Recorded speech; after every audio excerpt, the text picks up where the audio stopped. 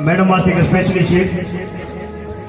शाम सवेरे दिल दे अंदर इको ही रोना होंदा है। शाम सवेरे दिल दे अंदर इको ही रोना होंदा है। कोई इन्ना ही सोना होंदा है। शाम सवेरे दिल दे अंदर इको ही रोना होंदा है। कोई इन्ना ही सोना होंदा है। अरे एक और शेर के तेरी अख दे चानन आशिक तेरी जुल्फ दी आशिक शाम है। तेरे जो बन तू तारीर हो जाए मेरे लिखे हुए लफ्ज तमाम है। पहले रचे वत बेसाख्ता मचे पूरे शहर एक को राम है। अग तू बंदा काबिश लाई बनाए ना माचस का बदनाम है। और बदमाश उलारे जुल्फा दे कर कतल हजार छुड़े दे।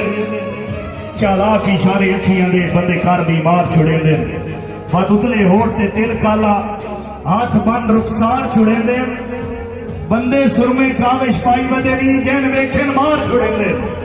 और आखिरी शेर जी तेरी गल्लां नाल झुमका सोने दा मैडम जी तुहाडी गल्लां नाल झुमका सोने दा खुशकिस्मत नित खै लैंदा है। कदी जुल्फां विच कदी मुखड़े ते जिथे दिल आवो उत्थे रह लैंदा है। साडी जुरत तू बाहर है दिल काविश जदा उतले होठ ते ठह लैंदा है। तस्वीर जनाब दे मुखड़े दी शीशा ही है जेड़ा सह लैंदा है।